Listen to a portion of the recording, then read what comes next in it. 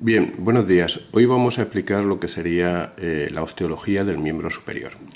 Para enfocar la osteología del miembro superior, debemos de primero darnos cuenta de que vamos a ir en un sentido de la superficie a la profundidad.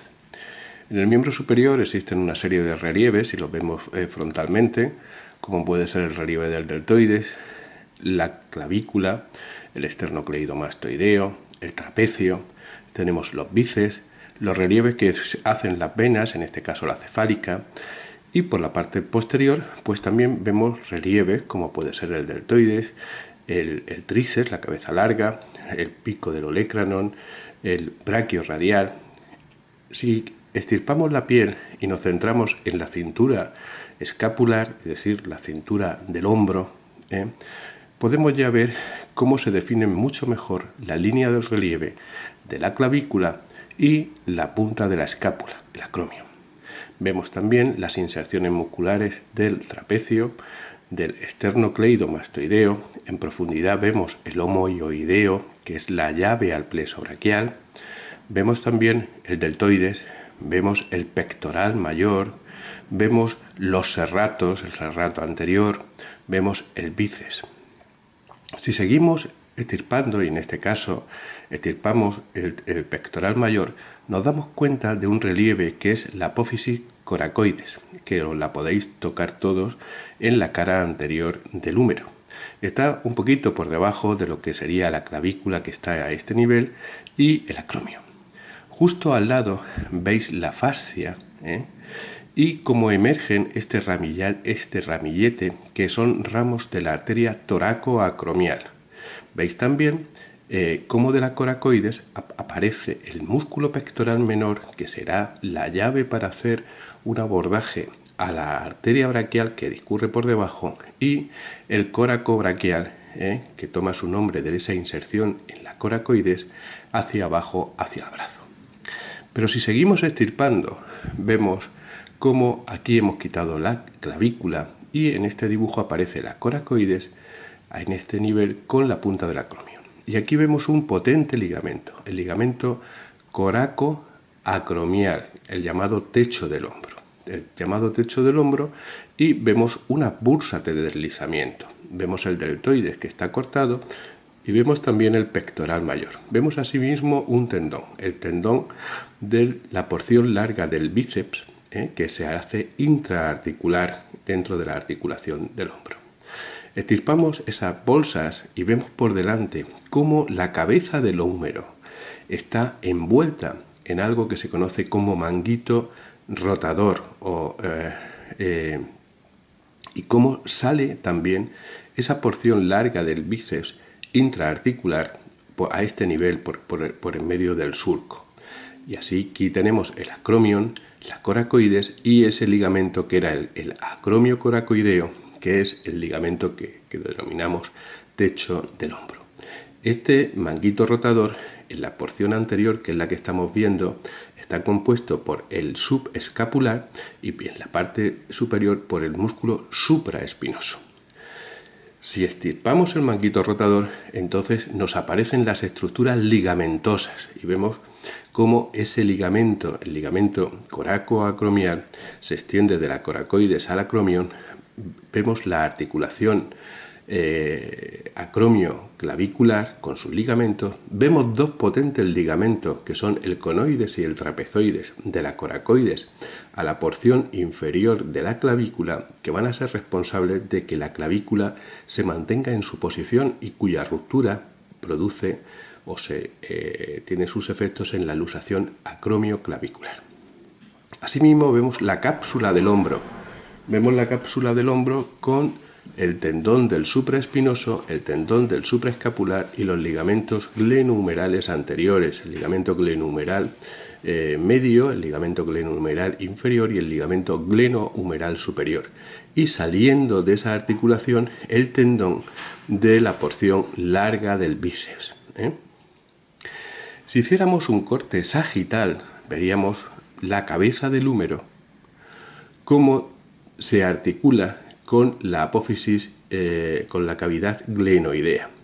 Y veis que existe una relación tal que una bola de golf con el TIT, donde se implanta para ser golpeada. Es decir, la cabeza humeral tiene una relación de 3 a 5 veces la cavidad glenoidea, la superficie de la cavidad glenoidea. Veis asimismo en este corte cómo está el músculo supraespinoso que vayan a insertarse en la tuberosidad mayor y cómo existen esos espacios, esas bursas de las que habéis visto antes, para disminuir la fricción entre la cabeza del húmero con, en este caso, el acromio. Veis la articulación acromioclavicular con un ligamento acromioclavicular superior e inferior y veis un receso de esa articulación. Veis las trabéculas del hueso, pues como se han cortado en este corte sagital, y asimismo el músculo deltoides que se inserta en el acromion. Este dibujo representa un corte axial de la cavidad del hombro una vez que se le ha extirpado la cabeza del hombro. Veis aquí que la cavidad glenoidea sería este trayecto en azul. Esto de aquí que veis, que se va a insertar en el tubérculo supraglenoideo, es el tendón de la porción larga del bíceps braquial, que es intraarticular. Veis cómo después existe todo un rodete glenoideo.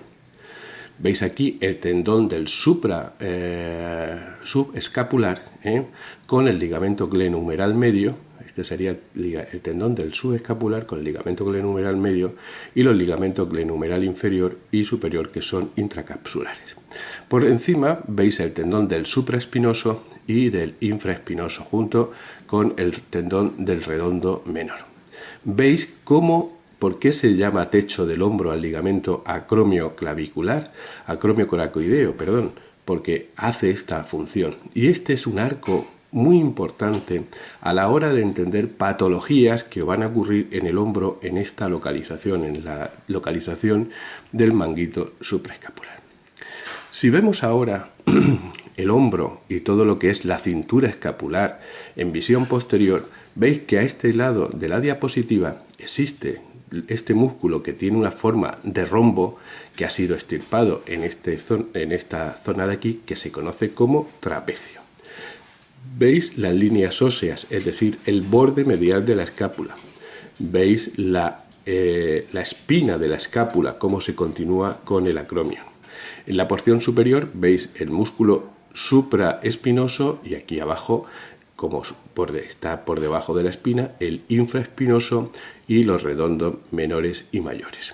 Y aquí veis los músculos romboides, el romboides mayor, el romboides menor, en este lado que se ha extirpado el trapecio, el romboides mayor, romboides menor, el elevador de la escápula en el ángulo superior de la escápula y el músculo esplenio de la cabeza junto con los semiespinales y los músculos complexos de la cabeza. Bien.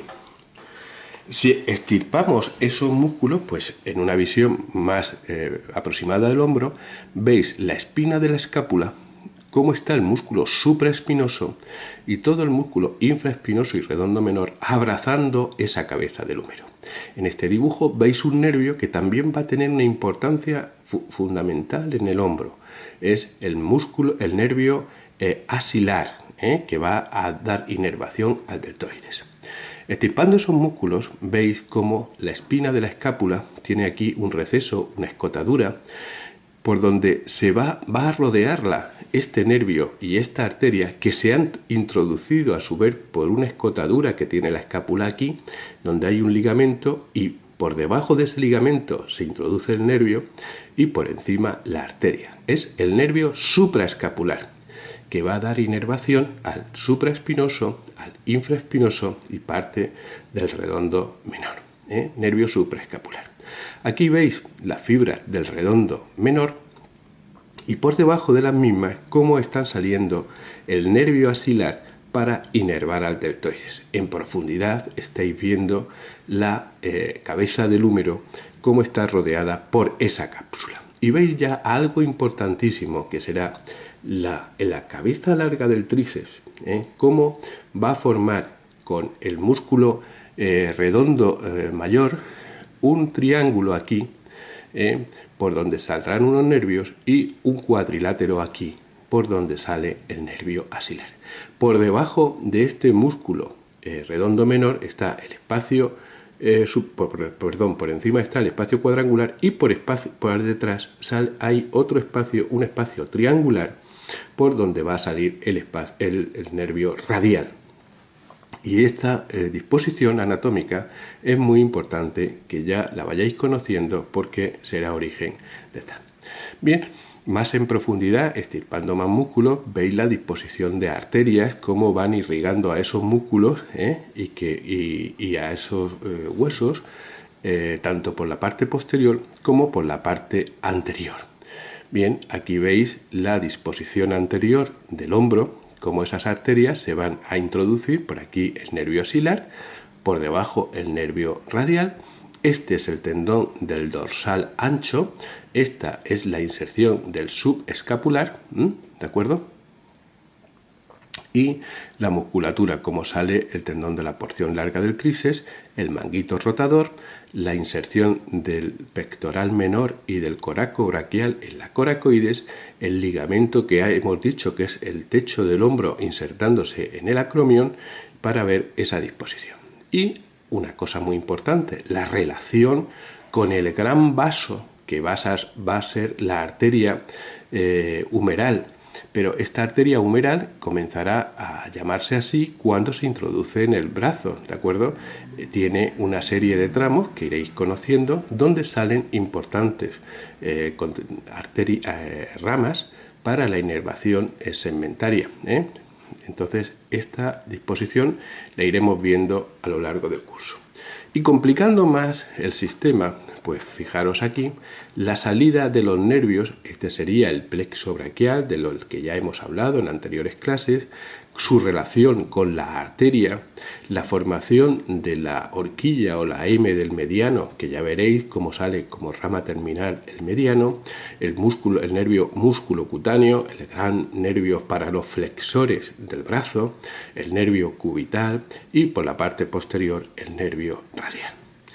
Tenéis que fijaros, y si ponéis los esqueletos os dais cuenta, que el hombro tiene una posición en antero-posterior, es decir, es una posición oblicua. Fijaros, esta es la clavícula, esta es el acromion de la escápula, y la cabeza del húmero está hacia anterior, no está hacia posterior ni al lado, hacia anterior. Fijaros el ligamento coracoacromial, cómo forma ese techo del húmero, y fijaros toda la relación del músculo supraespinoso, el subescapular, cómo está el manguito rotador.